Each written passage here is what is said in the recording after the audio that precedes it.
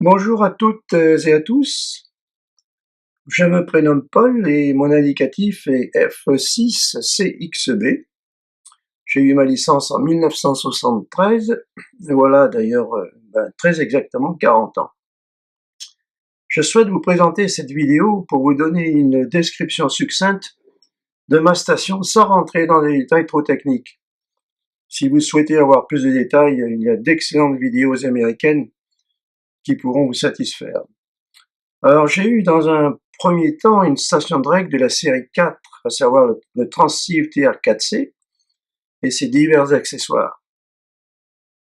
Cette nouvelle station de règle de la série 7 est un peu plus récente, quand bien même je l'ai acquise il y a exactement une trentaine d'années. Le cœur de cette station est le transceiver, le TR7, qui fonctionne comme la plupart de ce type d'appareil sur onde courte, à savoir entre 10 et 160 mètres, avec une puissance de sortie de 100 watts HF dans l'antenne, un petit peu moins sur 80 mètres. Les modes d'émission sont sans doute tout à fait standards, à savoir en AM c'est double et bien sûr en BLU. Cet appareil n'est jamais tombé en panne et il a à son actif environ 12 000 QSO. Plus à gauche, vous pouvez voir l'ampli linéaire, le L7, qui délivre environ 1000 watts HF avec une excitation de 100 watts. En fait, je ne l'utilise pas car j'estime que les 100 watts du TR7 sont largement suffisants pour effectuer d'excellents DX. Par ailleurs, lors de l'achat de cette station, le commerçant m'a laissé entendre que c'était tout ou rien. Je n'avais donc pas le choix. Bon, en tous les cas, il est là. À droite du TR7, vous apercevrez le coupleur, le MN 2700, qui m'indique bien sûr la puissance de sortie de l'émetteur, de même que son taux d'onde stationnaire, forcément réglable, pour atteindre un rapport de 1 sur 1, ce qui est tout à fait excellent.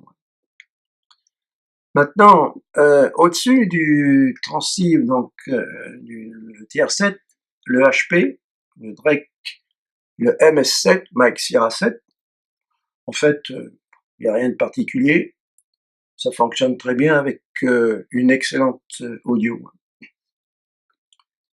À droite du HP, voici le VFO séparé, le RV7, que j'ai utilisé alors que j'avais des scans réguliers avec une station en Fox Bravo 8 sur la base du Mont d'Urville au pôle sud.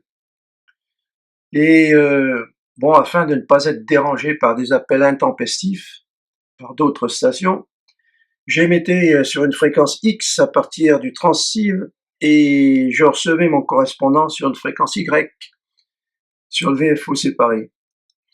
De sorte que ça nous permettait ainsi d'effectuer des QSO dans des conditions tout à fait confortables. Nous étions sur 20 mètres, entre 14 125 et 14 160.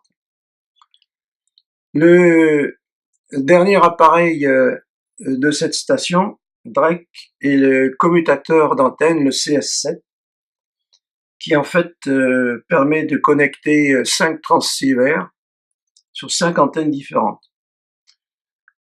Je ne l'utilise pas actuellement car je n'ai qu'une seule antenne HF, une Yagi 5 éléments pour 10, 15 et 20 mètres, mais qui est d'ailleurs montée au sommet d'un pylône télescopique, mais j'envisage de monter un dipôle 40 et 80 mètres. Finalement, voici le pupitre de contrôle du rotor. C'est un AM2 qui a toujours fonctionné dans d'excellentes conditions. Maintenant, en ce qui concerne les micros, j'utilise généralement le modèle de Drake, quand bien même il est fabriqué par la société américaine Astatic. Ceci dit, j'ai une nette préférence pour le fameux D104, qui est un micro-cristal, également fabriqué par Astatic, et qui est tout simplement fabuleux en BLU pour percer le QRM. Par ailleurs, de temps à autre, j'émets également en VHF, FM sur 2 mètres en petite puissance, par le biais de nos relais. Enfin, pour votre information, je suis membre du Tintin International depuis 1980 et je trafique essentiellement sur la bande d'Hélimètre et plus précisément sur 28 440. Si par hasard vous entendez mon indicatif, surtout n'hésitez pas à appeler en espérant bien sûr que la propagation soit au rendez-vous.